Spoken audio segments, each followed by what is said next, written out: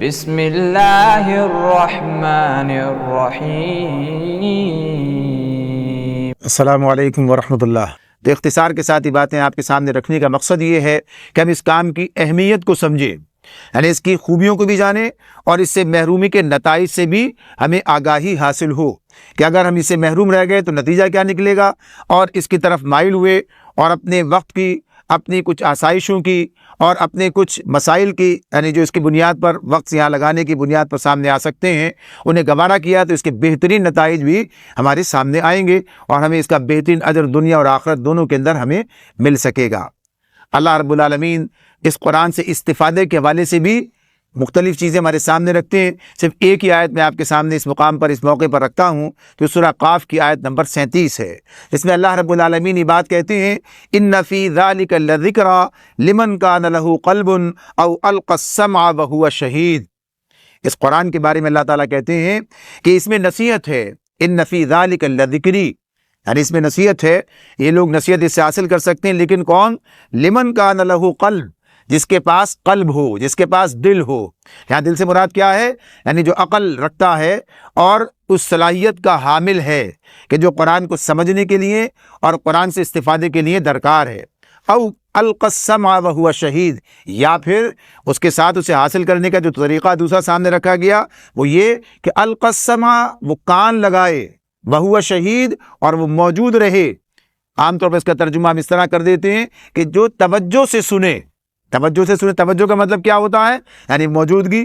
تو یہاں القی السمع وہو شہید، یعنی سماعت کو اس طرف ڈالنا، یعنی آدمی کے کان اس بات کی طرف لگے ہوں جو بات اس کے سامنے بیان کی جا رہی ہو۔ اور اس کا موجود ہونے کا مطلب کیا ہے؟ یعنی وہ یہاں پر حاضر ہو۔ ایسا نہ ہو کہ انسان تو یہاں موجود ہو لیکن اس کا دل یہاں موجود نہ ہو، یا اس کی توجہ یہاں پر نہ ہو، یا کسی اور خیالوں میں وہ گم ہو، یا کوئی اور چیز اس کے پیش نظر ہو۔ تو یہ بات بتا دی گئی، اسے حاصل کرنے کے لیے ہمیں پورے طور پر یہاں پر موجود ہونا چاہیے، پوری توجہ کے ساتھ میں۔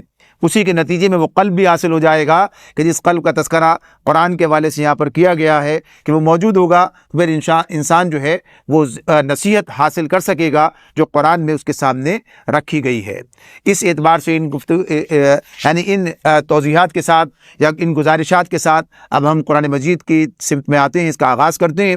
اس میں یہ بات ہمارے سامنے رہے کہ یہ اس وقت جو چیز ہمارے پیش نظر ہے، یعنی دورہ تفسیر قرآن کے حوالے سے، یقینی طور پر یہ دورہ تفسیر قرآن اس درجے کا نہیں ہے کہ جسے ہم گویا یہ کہیں کہ عالمانہ انداز میں، یا کچھ علماء کی حیثیت سے، یا ان کی ضرورتوں کی تکمیل کے اعتبار سے، یا مدارس کے طلباء جس انداز سے سبقاً اسے پڑھ رہے ہوتے ہیں۔ یعنی قرآن مجید کا معاملہ تو یہ ہے کہ اسے جس انداز سے بھی دیکھا جائے اس کے اندر بہت ساری تفصیلات اور بہت ساری باتیں ہمارے سامنے موجود رہتی ہیں۔ تو اسے اس حیثیت سے نہیں کہ ہم سبقاً اس طرح پڑھیں جس کے لیے بہت سا وقت درکار ہے اور بہت ساری توجہ درکار ہے۔ اس کے مقابلے میں اسے تھوڑی تفصیل کے ساتھ لیکن نسبتاً سبق کے حوالے سے کم اس طرح سے ہم اپنے سامنے رکھیں کہ اس کے خصوصی مضامین سے کسی نہ کسی درجے میں ہمیں آگاہی حاصل ہوتی چلی جائے۔ اس کے بعد وہ کام بھی ہو سکتا ہے اگر وہ شوق برقرار رہے اور نظر آئے کہ پھر اسے سبقاً بھی اس انداز سے پڑھا جائے کہ جسے واقعی تفسیر، دورہ تفسیر کہا جا سکتا ہے۔ لیکن بہرحال یہ بات چونکہ تفسیر کے حوالے سے ہی سامنے ہے، اس لیے اسے نام تو دورہ تفسیر ہی کا دیا گیا ہے، لیکن یہ گویا ایک اختصار اپنے اندر رکھتی ہے۔